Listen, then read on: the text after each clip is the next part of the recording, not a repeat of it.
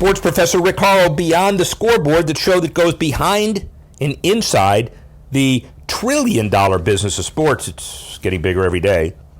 We're ready. Super Bowl time, almost. NHL All-Star, NBA All-Star, Daytona 500. What a few weeks.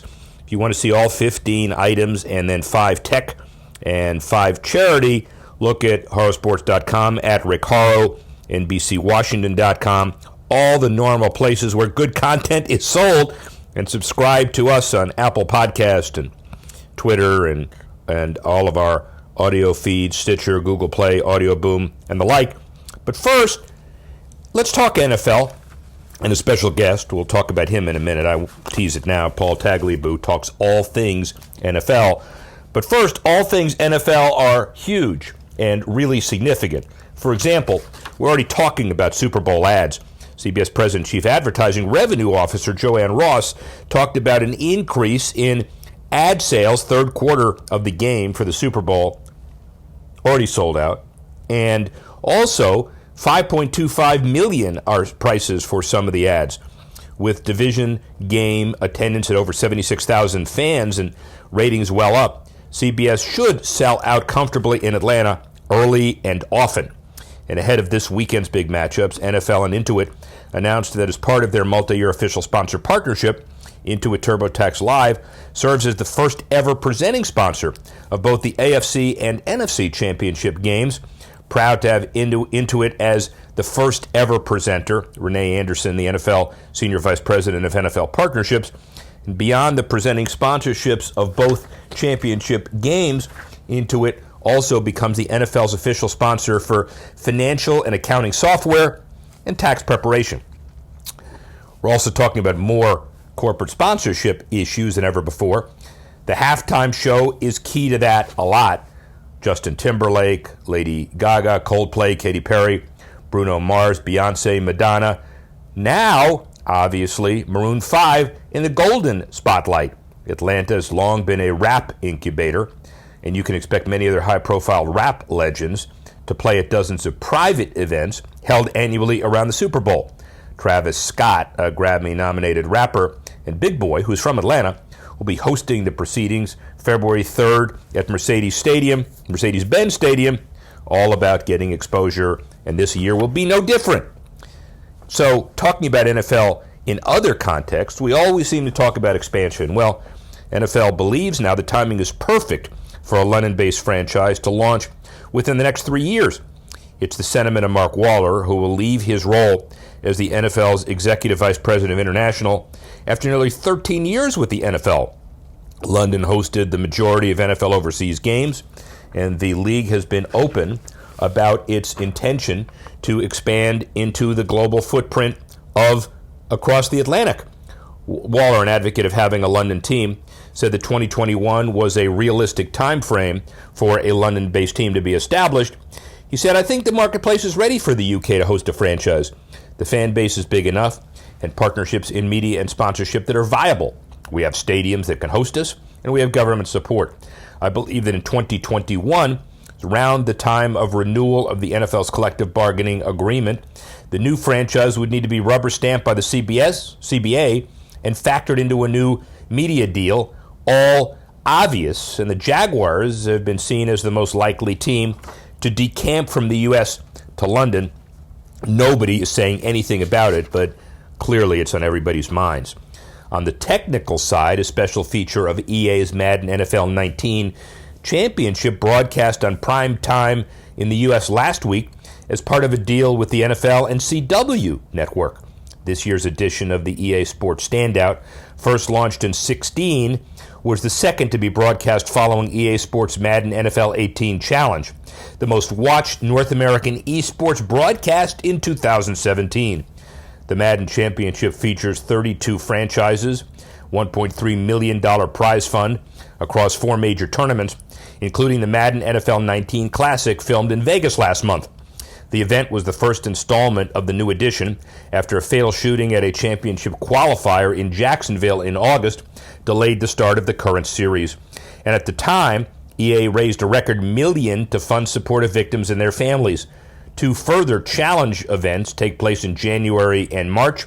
The esports championship will culminate at the Madden NFL 19 Bowl, held alongside the draft in April. Obviously, esports stepping up. Thuse Sports, using their custom-designed algorithms to measure real-time global event excitement, determined that the Eagles and Saints were the most exciting teams throughout the NFL regular season. Kansas City Chiefs' record-setting game with the Rams, the most exciting regular season game of 18. In terms of most exciting teams, the Eagles and Saints were the only teams to have 8 games register as great on their excitement scale. KC had 7. 3 non-playoff game teams, Cleveland, Pittsburgh, and Tampa Bay, joined the Rams with 6 great games each. The measurement scores were done on a 0 to 100 scale and take into consideration game pace, team parity, play novelty, momentum shifts, social buzz, and historical context. Thuse's evaluation of this year's postseason matchups, as well as Super Bowl 53, on the way. Finally, as far as partnerships are concerned, PepsiCo finalized their Super Bowl 53 plans by putting its namesake soda product line along with Doritos and Bubbly in CBS game telecasts. Ad Age says each brand will telecast a 30-second spot in the game. PepsiCo last year plugged Mountain Dew and Doritos, but this year Pepsi will have a stand-alone 30-second spot featuring pop culture icons that appeared in its ad over time. And, of course, sponsoring the halftime show with Maroon 5. We talked about that earlier. Audi, the 5th automaker to confirm a Super Bowl ad buy. Hyundai, Kia, Mercedes-Benz, and Toyota, and on and on and on. Obviously, the NFL center stage, and it couldn't be at a better time, at a certain time as well. Clearly, they are leading the way in revenue. And speaking of that, we're honored to have as one of our longtime guests and a friend, Paul Tagliabue. 20 years at Covington and Burling, big-time lawyer. Then from the commissioner's spot in 1989 through 2006, it's been hard to believe he's been away for now all of those years.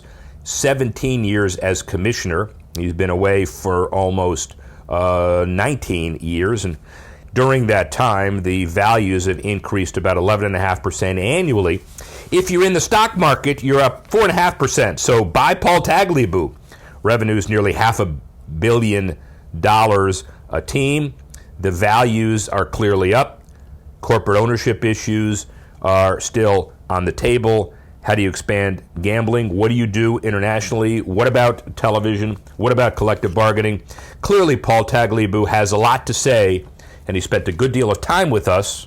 Paul Tagliabue. Honored and humbled to have with me today somebody who has been a lawyer for 20 years, the commissioner for the NFL 17 years, retired emeritus, godfather, grandfather of pro football as we know it for 12 years, and a friend for all of that time.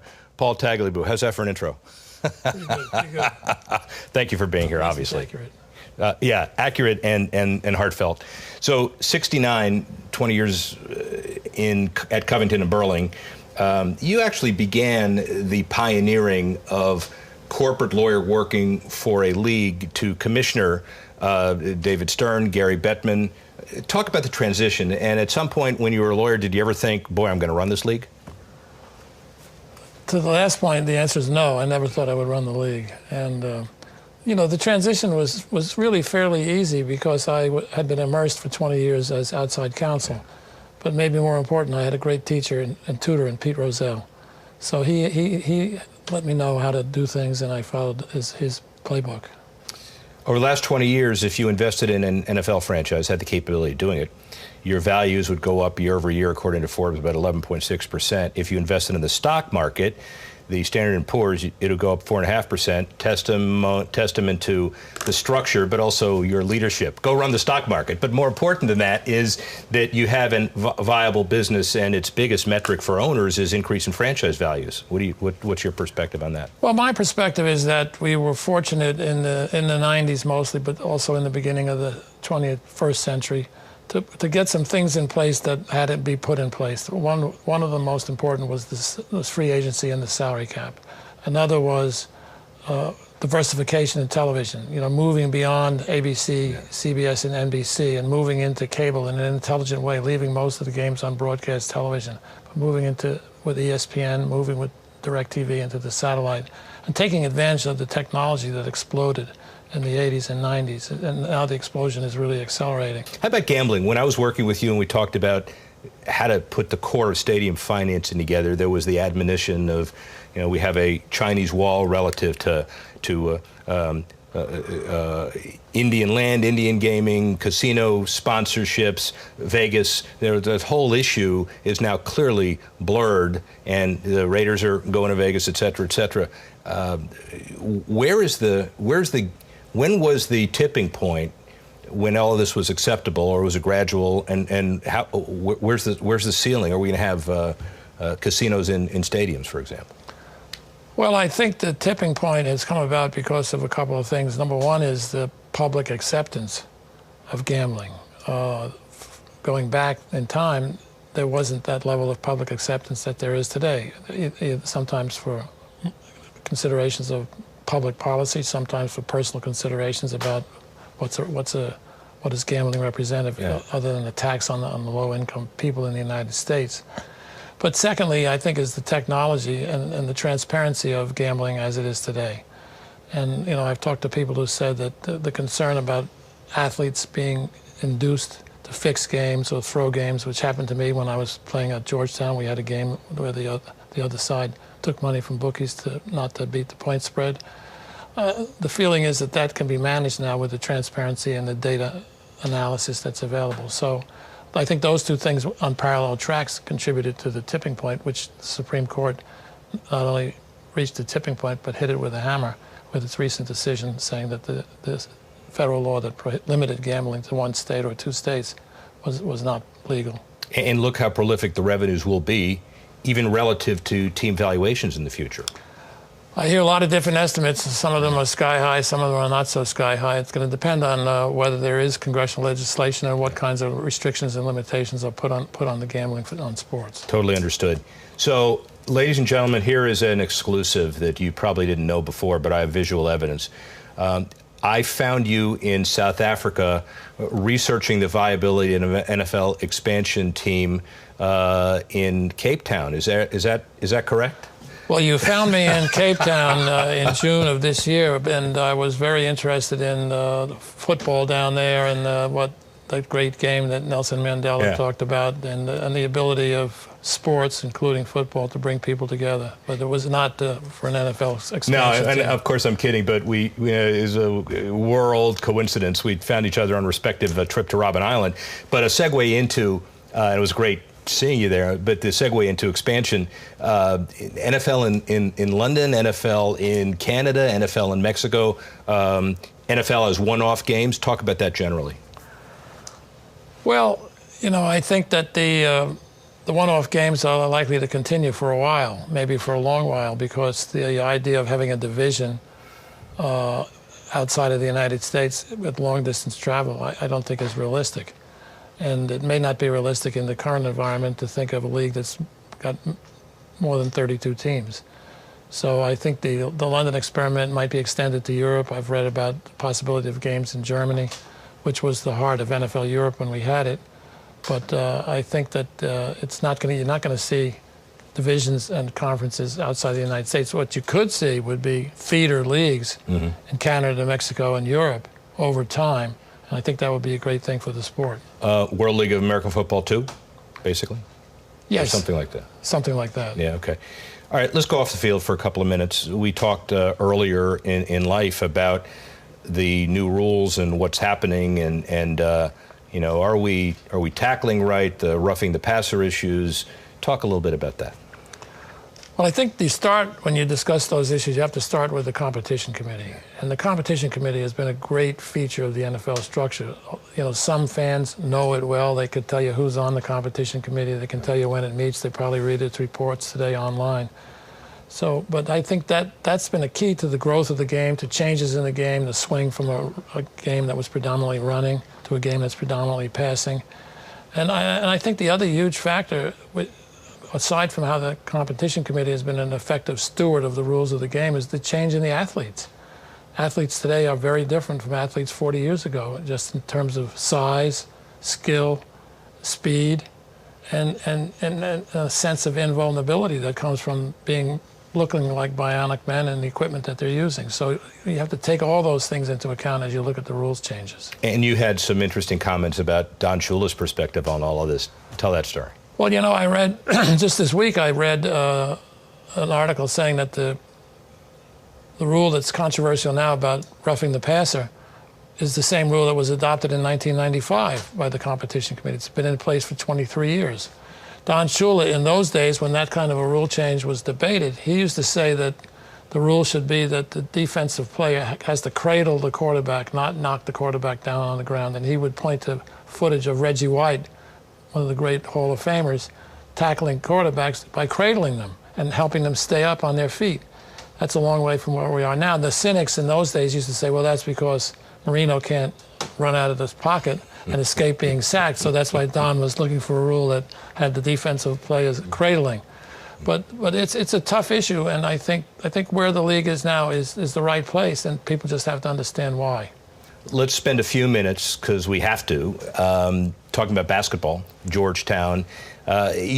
Congratulations, by the way, and nobody knows this, but he is the other 33 on the Georgetown University basketball team.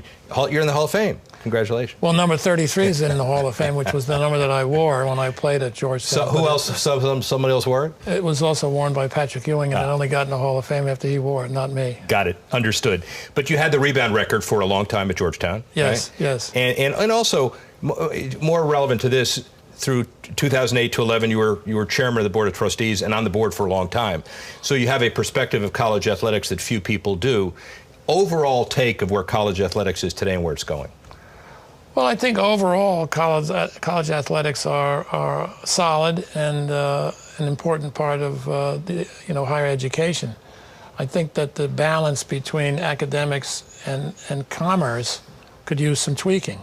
And as you know, I'm a member of the Knight Commission, and the Knight Commission has been working with the NCAA to try and have an influence on redirecting some of the revenues that come from athletics to broader purposes. And I think the other aspect that needs more attention is the scholarship system, because the athletes, especially in Division I football and basketball, are committing so much time now to athletics. I think the scholarship should be more than 4 years. It might be 5, 6, or even 7 years.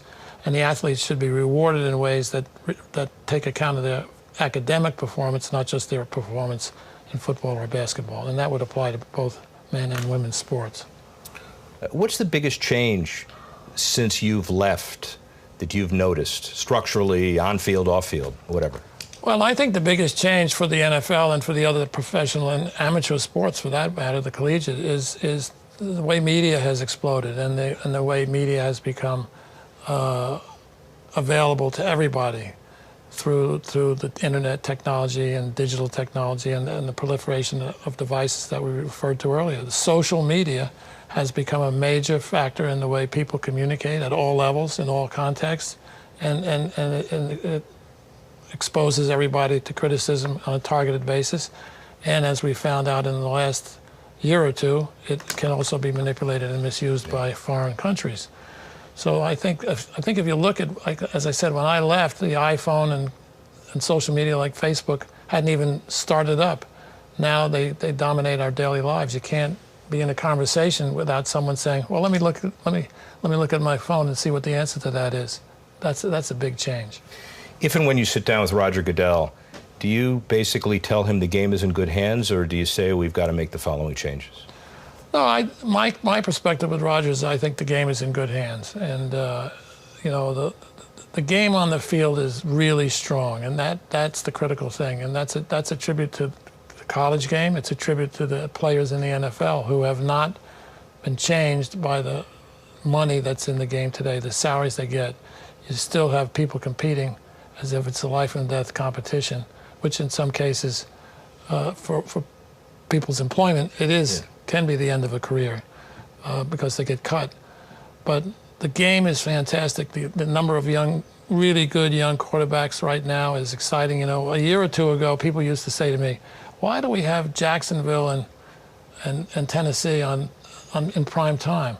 Well, now we know why we have Jacksonville and Tennessee in prime time with Bortles and Mariota. So I think that the way the talent is distributed and the way they compete on the field is fantastic, and that's what the beginning and end of it. You've done okay with yourself for the first 70-plus years of your life. What about the next 70-plus? I'm looking at the next 7+, not the next 70. I just want to keep looking at the life through the front windshield and not through the rearview mirror. That's been my philosophy since I retired, and I think it's been worthwhile. The game is in good hands, and I'm incredibly honored to have you here. Thank you very much. Thank you for having me. Well, it's interesting that I saw Paul this last summer at a family vacation on Robben Island in Cape Town, and we were kidding about his looking at South Africa as an expansion location. He is clearly more knowledgeable about all aspects of the NFL than almost, maybe actually anybody alive. He provides an incredible perspective to the NFL, both before and after his tenure expires. Paul Tagliabue, a great interview. Let's shift to Major League Baseball for a minute because of what the Nationals are doing. They're offering to reprieve season ticket holders affected by the partial shutdown of the federal government. The club announced that employees or spouses of federal agencies may postpone their monthly ticket payments beginning this month. Once the federal government reopens, the scheduled payment will return, and the tickets should be paid in full by June 15, but the federal government clearly might remain shut down, and if it does, that'll be postponed as well. If the federal government remains shut down on March 1, the season ticket holders' March 15 payment will also be postponed. Also participating in special ticketing or other opportunities for federal employees, George Mason, Washington Capitals, and the Wizards. George Mason was a great interview with Brad Edwards.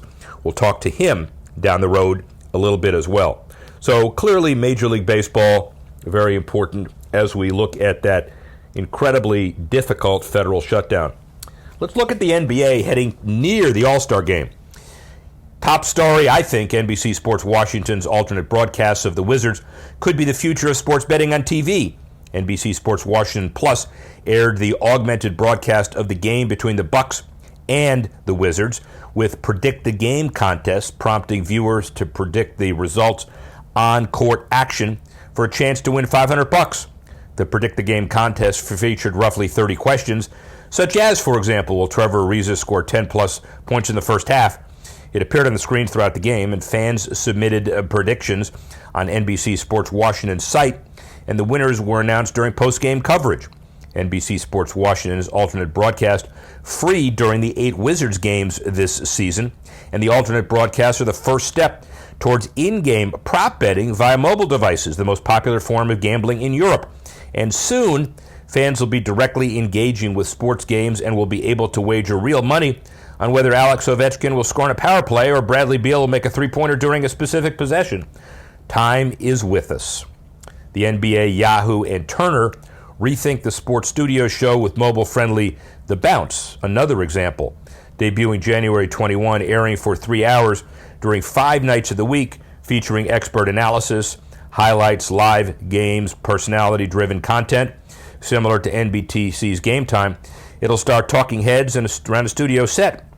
It's a counterpart for Major League Baseball, but Yahoo offers a live scoreboard, social media integrations, behind-the-scenes footage on the studio show. It'll be produced out of Turner's Atlanta studios. In contrast to Yahoo's new live stream of every in-market NFL game, The Bounce will act as a portal, directing more viewers to ongoing games. First of its kind, the studio show will be on the go, and on the go will likely change over time, although the goal will remain the same: meet fans where they are and deliver a next-generation experience. Obviously, it's hard to keep up with all of these issues, but the NBA clearly is doing it with all of their different entities. And speaking of social media and the NBA, 111 million followers across Twitter, Facebook, and Instagram, LeBron comfortably leads all players in total audience size in social as 2019 gets rolling, according to Open Doors. Two MLS soccer veteran imports, Ibrahimovic and Rooney, are second and third. Steph Curry and Floyd Mayweather, fourth and fifth. Though several of 2018's top athletes were up-and-comers like Juju Smith-Schuster and Kyle Kuzma, who posted the highest growth rates near the top in several categories. The athlete rate with the highest engagement rate, athlete Alex Ovechkin of the Capitals, 6.4% per post. Which of the leagues the highest following? The NBA, 721 million followers on social. NBA players comfortably lead all leagues in total athlete audience. NFL second place, and the most active athletes, WNBA, with an average of 250 posts per athletes engaged in the social scene. Clearly, the NBA moving forward as well. They announced next week, a big week, the Australian Open, tennis and esports coming together.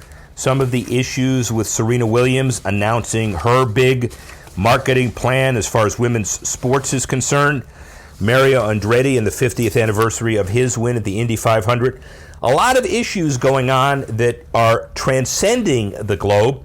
Obviously, the NFL and the NBA front and center. We'd like to thank you all for listening and watching. We'd like to thank Dan Martin and Reed Weber and Tanner Simpkins for helping put this together. And most important, we'd like to thank Paul Tagliabue for donating his time and his perspective. Join us next week once again when we go Beyond the Scoreboard.